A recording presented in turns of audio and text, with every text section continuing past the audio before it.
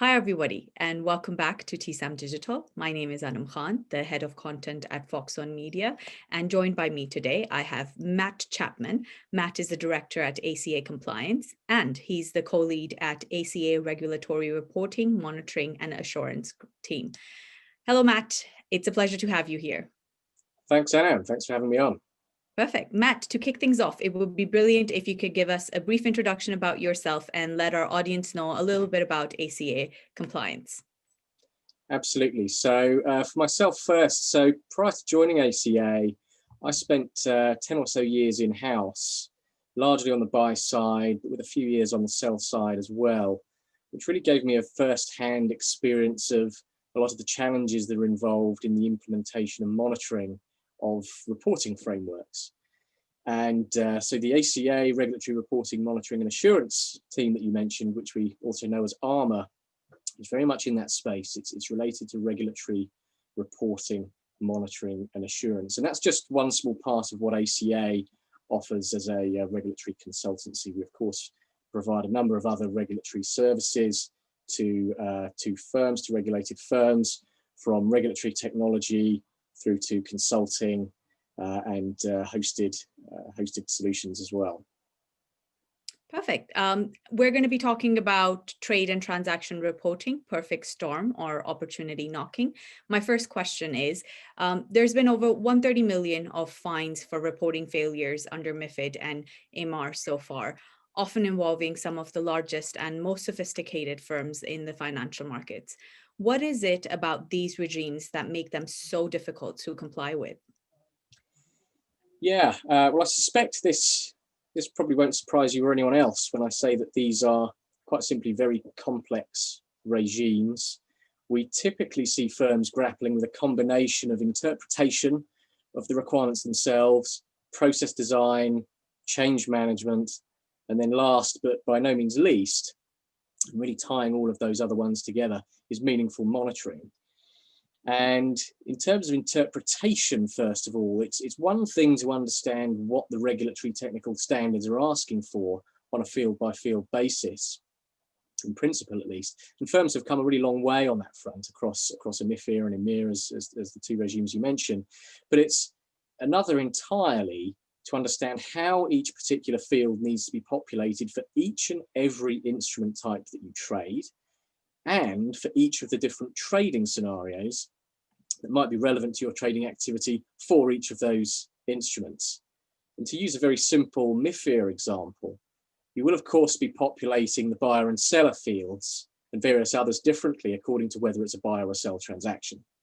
So that's one very simple scenario to bear in mind that most firms have already understood quite well. But if you look beyond just buys and sells, we also need to understand the differences that arise in terms of, for example, trading on venue compared to trading OTC or bilaterally, or indeed transmitting an order, the use of algos compared to individuals for some trading or investment decisions, the use of DEA or not, transactions on behalf of a single client compared to multiple clients, client-directed orders, and so on and so forth. There are many, many different scenarios which can affect your reporting. And there aren't many firms, certainly in our experience, who've really got into the detail of every one of those reporting scenarios that are relevant to them. Nor have they typically documented the logic for all of those instruments, all of those scenarios for every field, and agreed them among all the relevant stakeholders so that trading, operations, IT, compliance, and any others are all on the same page. And where firms haven't done that, then they can end up reporting one type of transaction using logic that's correct for something else, but it's wrong for the transaction in question. And I mentioned process design as well, because as you might imagine, if your reporting process doesn't actually reflect that specification, then there's going to be a disconnect between what a report should look like and then what it actually ends up looking like. And then you'll be baking errors into your reports. Change management was another one I mentioned. When things change in terms of what you trade, how you trade, who you trade for, who you trade with, and all the weird and wonderful changes that can happen to IT systems, both internally and indeed among any delegated reporting providers or systems providers that you might use, then that logic specification and the reporting process that you've designed both need to be constantly revisited to make sure that reporting remains correct in light of those changes. So if you've got all of those things in place, then your monitoring has a very strong foundation, and that's good. But it can still be very time consuming and require some quite specific expertise to make sense of the data. It's worth saying as well, some firms are still placing a lot of reliance on third-party reporting providers, OMS systems, delegated reporting agents, even on the ARMs and the TRs, the trade repositories themselves, for ensuring correct reporting, but without really a proper understanding of the scope and limitations of the services that they provide. And without monitoring of those services, then problems go unnoticed, which is where regulators start to get concerned about your systems and controls.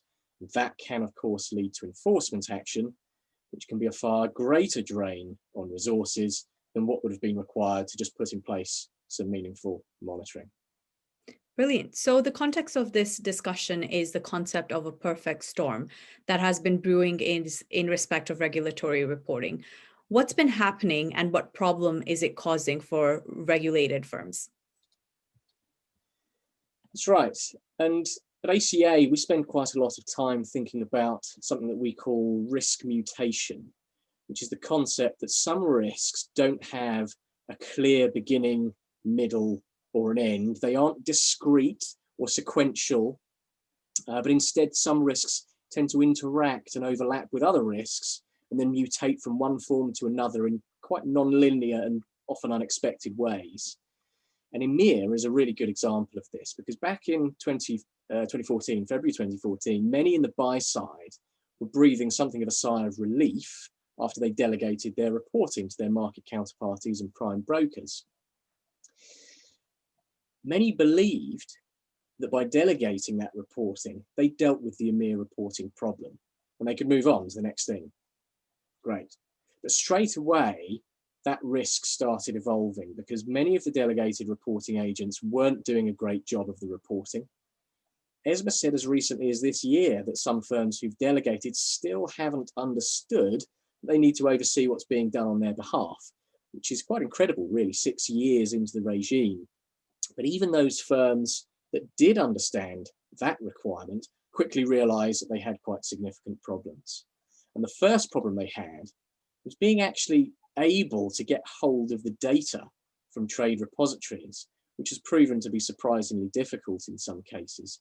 And then you've got the challenge of actually knowing what to look at in terms of being able to identify errors. How are you going to identify a problem? You need to very much have an expert understanding of that data. Also comes back to that earlier point, in fact, about logic specification and understanding how it should look for your different activities. But then, even when firms did manage to get hold of the data and even make some sense of it and understand it, then they invariably faced quite substantial difficulties encouraging their delegated reporting agents to make changes and corrections. And the risks kept on mutating because then we've had some delegated reporting agents stepping away from offering delegated reporting, leaving firms with either the option of self-reporting some of their trades, which creates a hybrid reporting framework, which introduces new complexity and cost, or you can move your trading to a different counterparty or a different prime broker who'll do the reporting for you. But then you need to think pretty carefully about best execution and potential impacts there. We've also had trade repositories exiting the space, which has forced some firms to transition to new providers, which has introduced a whole new set of risks again, and a lot of burden and time and resource being needed there to make sure everything is set up as it should be. And that, of course, coincides at a time when the other trade repositories are having to onboard a large number of firms who are in the same boat, so everyone's trying to jostle for position there. Then you've got the regulatory goalposts having moved repeatedly over the years in terms of new fields being introduced in November 2017, new validation rules in April 2019, and of course, most recently, we've had the EMEA refit. Then you've got Brexit. Firms needing to work out there, not only if they're going to be reporting to a UK TR or an EU TR, based on their client base, but also how to make sure that historic reports can be ported across from one to the other wherever that's necessary. And while all that's been going on, of course, you have all of those internal changes that I mentioned earlier in terms of changes to what you trade, who you trade with, who you trade for, changes in your systems, and so on and so forth.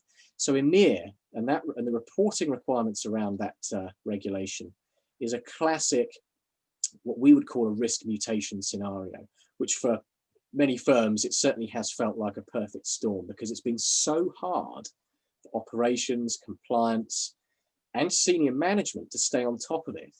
And that really does become clear. You know, the proof is in the pudding, really, because the amount of errors that we see in reports as part of our ARMA analysis is very much an indication of that. Mm-hmm. With the fines so far being predominantly targeted at the largest firms, does this really matter to small and mid-sized firms? Is a firm sending 10,000 reports a day really going to appear on FCA's radar in their transaction reportings if their transaction reportings are wrong? And aren't firms protected from any enforcement actions under EMIR, given the fact that the reporting is of such a poor standard across the industry as a whole? Well, I think that if you, or as is often the case, or typically the case with EMIR, if your client is in scope, then there's no de minimis exemption for either of these regimes. Just because you trade less than a tier 1 bank doesn't mean that you don't need to get it right. It's a fair point that you might not find yourself at the top of the FCA's list for enforcement action, but make no mistake, the FCA has been in contact with a large number of firms of all types and sizes to ask really why they're reporting in the EMIR space, in the MiFIR space at least, isn't as it should be. And what are they going to do about it? When are they going to fix it? And bear in mind that the FCA on the MiFIR side is using that data to help to detect market abuse, which, as everyone knows, is something they take extremely seriously. And just because you have small volumes doesn't mean that one of those trades within that small volume isn't abusive. So under MiFIR, size really doesn't matter on that front. In terms of EMIR, the regulatory objectives are very different. But let's remember that ESMA singled out delegating firms as needing to do a whole lot more to monitor submissions under EMIR this year. And delegating firms are typically, not always, but typically, some of the smaller firms. Those firms have been given a very clear instruction in 2020 that things do need to improve.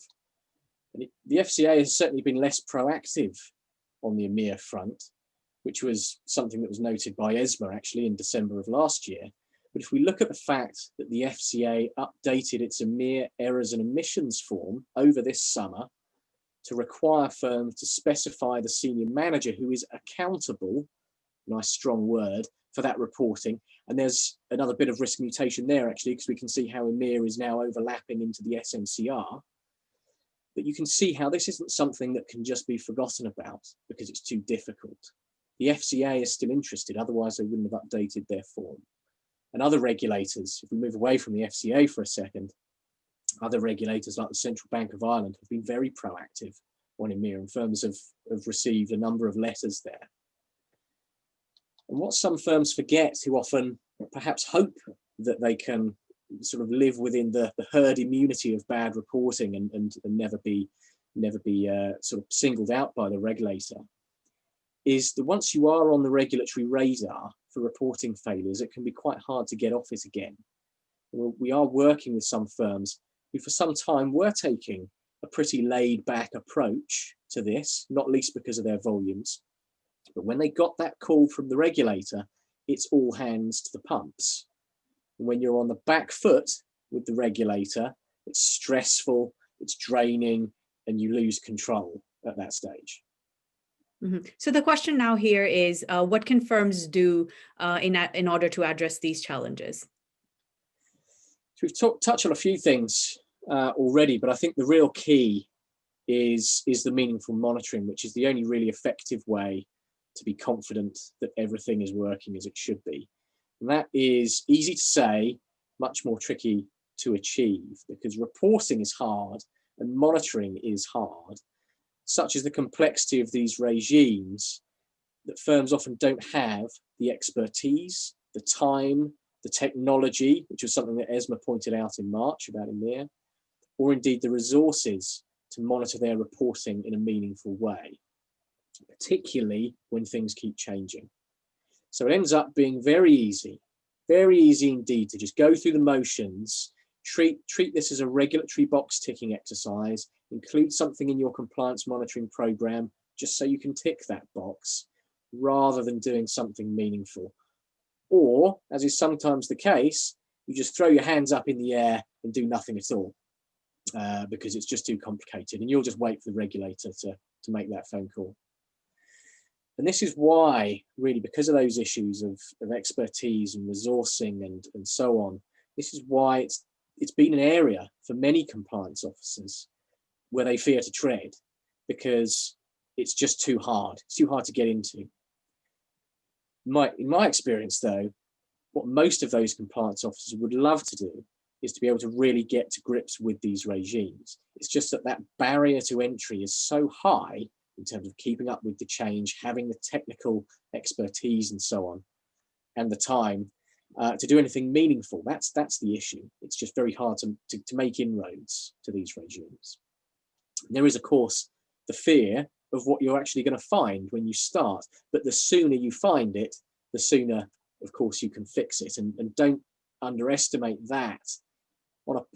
On a personal basis, that's quite a powerful thing. One compliance officer had said to me a couple of weeks ago, having flushed out his errors, this is really the first time that he's been able to sleep at night in the last 3 years, which is a little bit hyperbolic, but I think that the sentiment there was quite clear.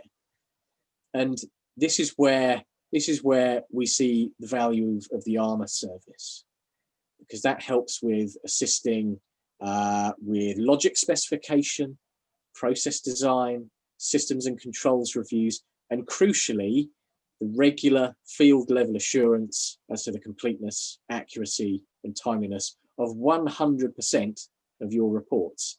And in doing that, we can combine automated analysis to reflect all of those nuances of what you trade, how you trade, and so on, supplemented with a consulting overlay to make use of consulting expertise to actually assist in the explanation, not of just what is wrong, not just a machine to spit out an error message for you, but to help you understand why it's wrong and what you can do to fix it. And to give you maybe a couple of quick insights here into what we've been seeing, as at the end of October, 100% of firms who've made use of our ARMA service offering have had errors in their reports, which is itself a pretty stark statistic.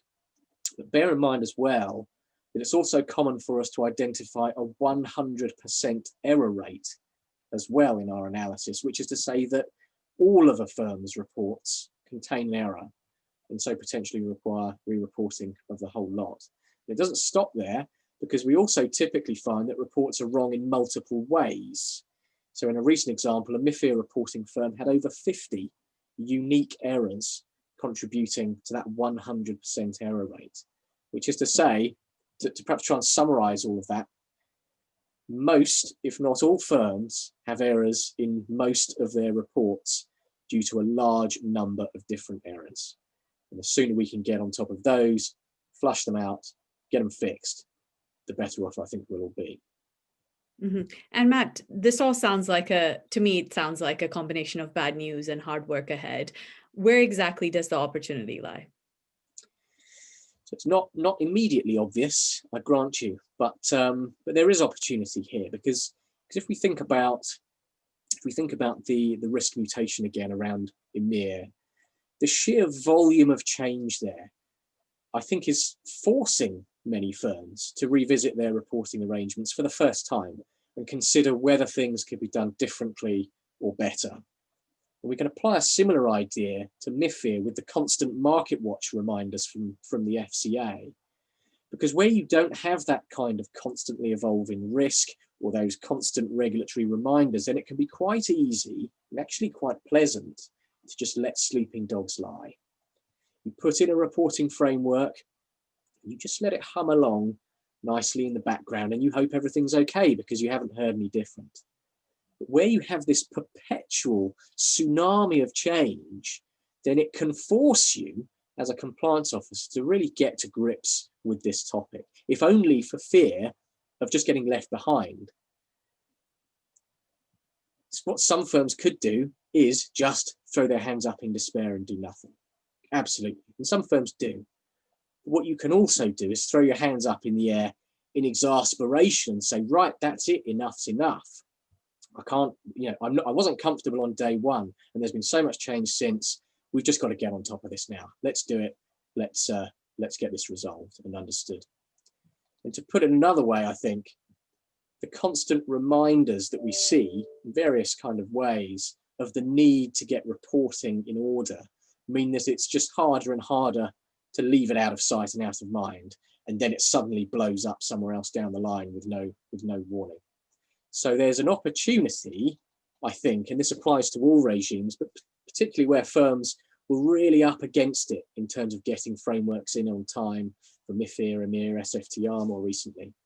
It's an opportunity to step back for a moment, to revisit many of the assumptions and interpretations that were made in years or months gone by, which might not even have been documented, often aren't, and to take a look with fresh eyes, and in doing so, get back on the front foot again, and perhaps head off some of the regulatory scrutiny that might otherwise have been on the horizon. So it's an opportunity to do all of that before the regulator comes knocking and before we see the next enforcement action. And just to be clear, re-reporting, which is typically necessary when you've reported something incorrectly, has a tendency to be a very time-consuming and very expensive exercise. And if you throw regulatory scrutiny into the mix as well, then those costs can increase exponentially, not just in terms of a potential fine, which is, as you might expect, what attracts most of the attention. And you can, of course, find yourself on that road, but I'm thinking also in terms of management time, lawyers perhaps, consultants, the costs of a Section 166 if the FCA instructs one, and so on and so forth. It's always a lot bigger exercise than a lot of firms perhaps imagine. I suspect as soon as we see the next enforcement action in this space, firms are going to start taking a bit more notice again. But then that's another 6 months or whatever it might be of wrong reporting taking place up until that point. And with every day that passes, that re-reporting burden is growing, meaning more time, more resources being needed in future for something that could be nipped in the bud today. And we shouldn't forget as well that the FCA's methodology for calculating fines takes into account the number of wrong reports. Firms that we've been working with have, for some of those reasons, have seen the ARMA services as an opportunity to wipe the slate clean and then to just start afresh, stay on top of any new errors as and when they arise. There's never a good time to do that because it is painful. It's painful to start peeling that plaster off. But the worst time to do it is when the regulator has already picked up the phone. It's worth remembering as well, the FCA and other regulators still do genuinely appear to appreciate the actions of those firms who are the ones taking the initiative. Being proactive and reporting problems to the regulator and getting them fixed. That is still, we believe, well received by the regulator. And this is where the ARMA service comes in, to offer firms the ability to finally get to grips with these regimes and their challenges in a cost-effective and practical way. Thank you very much, Matt, for your time. Really appreciate it. There's still a lot to hear about around trade and transaction reporting, so do not forget to join us at the TSAM Tech Show to hear more about it. Thank you for your time. Thanks, Anna.